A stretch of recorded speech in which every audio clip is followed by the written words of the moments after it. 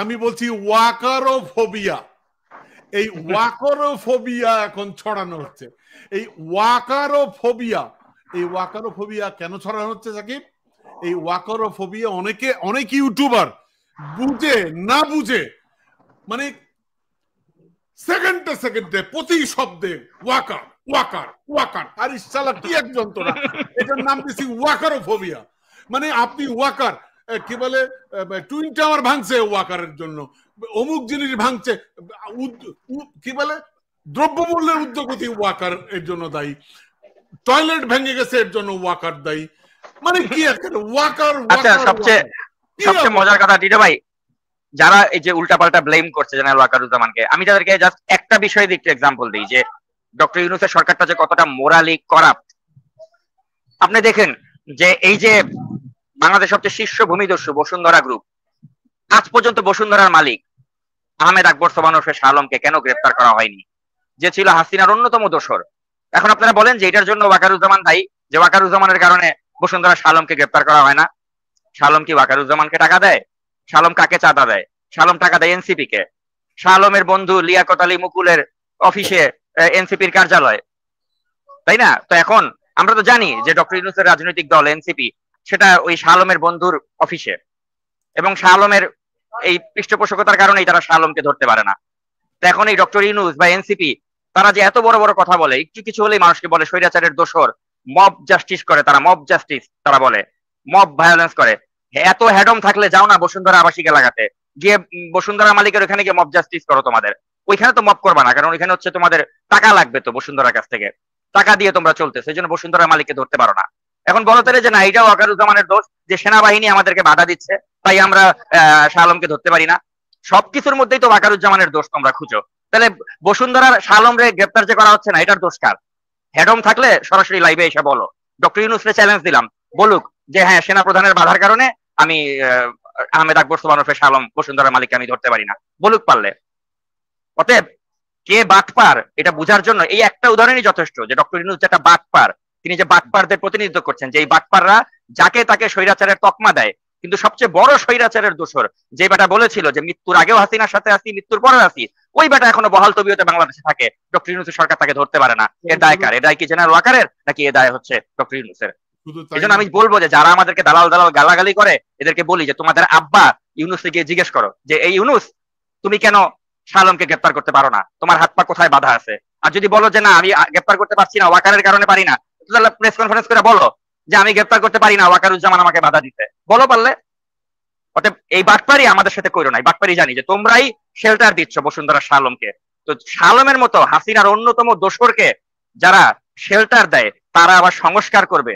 তোমাদের ওই দেশ সংস্কার আমরা বুঝি, তোমরা সংস্কারের নামে কি করবে? জিনিস আমি বলি সাকিব, আরেকটা সংবাদ দেই আপনাকে সাকিব।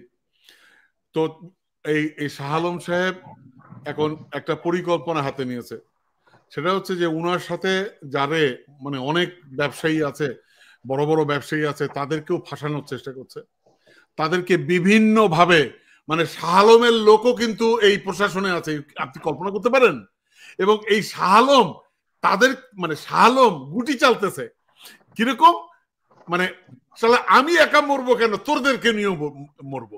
এবং এরকম একটি সংবাদ আমার কাছে আছে, এবং আমি এটা পরীক্ষা করছি, আমরা এটা খোঁজ খবর নিচ্ছি। এবং এই শাহ আলমের হয়ে এই দুর্নীতি দমনে আর ওই প্রশাসনে কারা কারা কাজ করছে, এটা আমরা খুঁজে বের করতে হবে।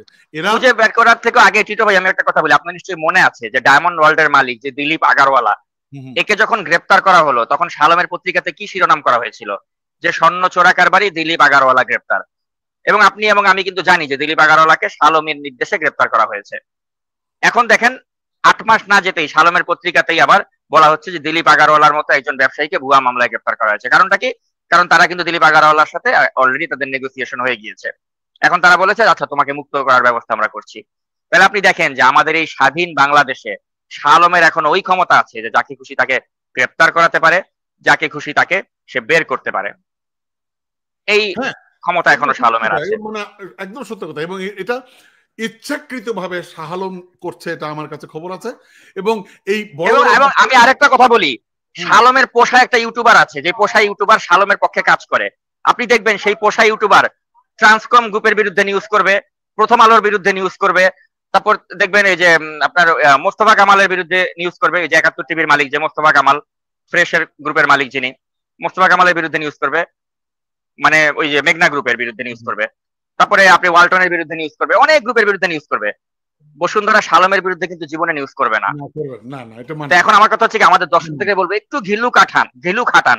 আপনারা যাকে অন্ধের মতো বিশ্বাস করেন তাকে জিজ্ঞেস করেন যে ভাই আপনি মেঘনার মতো গ্রুপের বিরুদ্ধে নিউজ করেন, ভেরি গুড, মেঘনা সরকারের দোসর ছিল আওয়ামী লীগের। আপনি ট্রান্সকমের বিরুদ্ধে নিউজ করেন, প্রথম আলো ডেইলি স্টারের বিরুদ্ধে নিউজ করেন, খুব ভালো, তারা অপকর্ম করেছিল, নিউজ করতেই পারেন, অ্যাপ্রিসিয়েট করি। ওয়ালটন গ্রুপ তারাও খারাপ, আপনি ওয়ালটনের বিরুদ্ধে নিউজ করেছেন, খুব ভালো কথা, ভেরি গুড। আপনি ওই চ্যানেল 24 এর মালিক একে আজাদ, তিনি স্বৈরাচারের দোসর ছিলেন, তার বিরুদ্ধে আপনি নিউজ করেছেন, খুব ভালো কথা। কিন্তু আমরা তো জানি এরা সবাই হচ্ছে বসুন্ধরা শালমের প্রতিপক্ষ, আপনি শালমের প্রতিপক্ষদের বিরুদ্ধে নিউজ করছেন, খুব ভালো কথা, অ্যাপ্রিসিয়েট করি, কারণ তারা স্বৈরাচারের দোসর ছিল। কিন্তু কথা হচ্ছে শালম কি স্বৈরাচারের দোসর ছিল না? আপনি একের পর এক ভিডিও বানাচ্ছেন শালমের সাথে যাদের পলিটিক্যালি বা ব্যবসায়িক ভাবে যাদের সমস্যা, তাদেরকে আপনি, তাদের বিরুদ্ধে আপনি একের পর এক ভিডিও বানাচ্ছেন, শালমের বিরুদ্ধে ভিডিও বানাচ্ছেন না কেন রে ভাই? বসুন্ধরা শালম, ওখানে কবি নীরব, ওখানে কবি নীরব।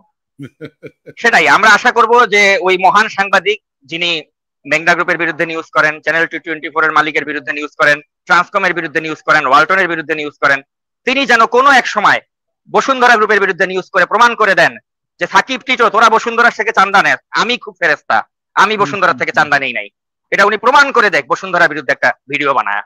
আর যদি না বানান তাহলে আমাদের বুদ্ধিমান দর্শক জানে যে প্রকৃত চান্দারা কে খাইছে। এক্স্যাক্টলি। অনেক ধন্যবাদ আপনাকে। আমি আরেকটা কথা বলে এখানে এই অংশটুকু শেষ করতে চাই যে এই মানে এই বসুন্ধরা যদি এরকম গুতাগুতি করে এবং সবাইকে নিয়ে ডুবতে চায়, সে নিজে ডুবলে আমি সবাইকে নিয়ে ডুববো, তাহলে বাংলাদেশের এখন ব্যবসায়িক অবস্থা কিন্তু খুবই খারাপ সাকিব।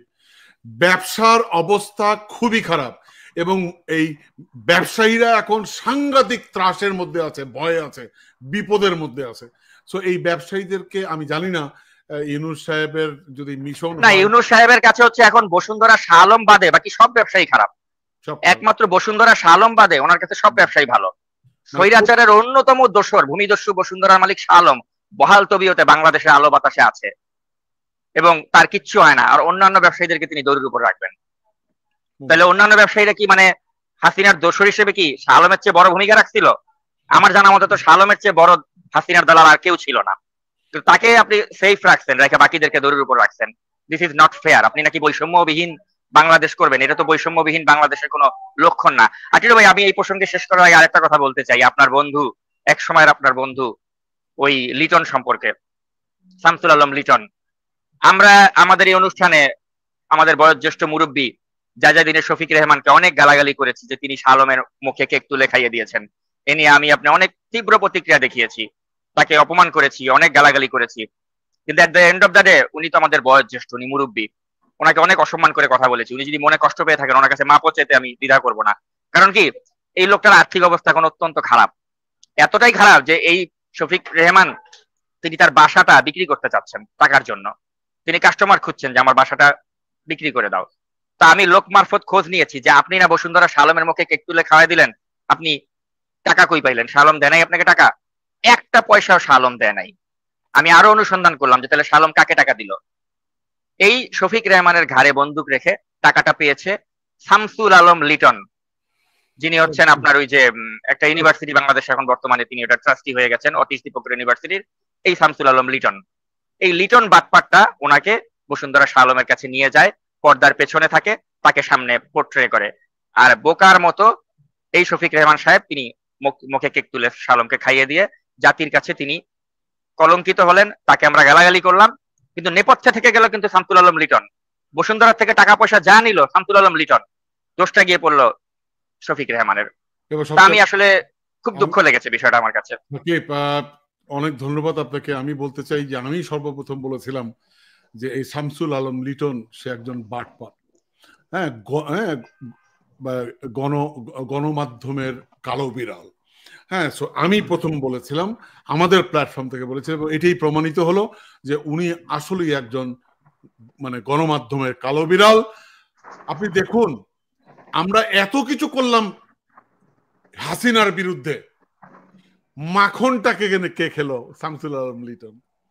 একেবারে দ্বিতীয় সপ্তাহে, পড়ার দ্বিতীয় সপ্তাহে উনি বাংলাদেশে গেছেন, বাংলাদেশে যে সব উনি সেট আপ করে ফেলছেন, সবকিছু নিয়ে ফেলছেন, উনি এখন মানে কোটি কোটি টাকার মালিক বনে গেছেন। ঠিক আছে, আমি আর সাকিব আমরা এখনো এখানে ওই একই স্টাইলে এখন আমরা কথা বলতেছি, মাখন কিন্তু খাচ্ছেন শামসুল আলম লিটন। তো আমি আপনাকে অনেক ধন্যবাদ সাকিব, সত্যি ধন্যবাদ। আমিও আজকের এই অনুষ্ঠানে আমি শফিক রহমানের কাছে ক্ষমা প্রার্থনা করছি। আসলে আমরা ক্ষমা চাই আপনার কাছে। হ্যাঁ, আপনি যদি মনে কষ্ট পেয়ে থাকেন, হ্যাঁ, সাকিব যেরকম, সাকিব আপনাকে ধন্যবাদ জানাই, আপনি উদারতার পরিচয় দিয়েছেন। আমিও ক্ষমা চাইছি শফিক রহমানের কাছে। আপনার আমাদের প্ল্যাটফর্ম থেকে আপনাকে বকাঝকা করা হয়েছে, গালি দেওয়া হয়েছে, আমরা এটা উইথড্র করে নিচ্ছি, হ্যাঁ, এবং আপনার কাছে ক্ষমা চাইছি। নিশ্চয়ই আপনি আপনার নিজ গুণে আমাদের দুজনকেই ক্ষমা করে দেবেন।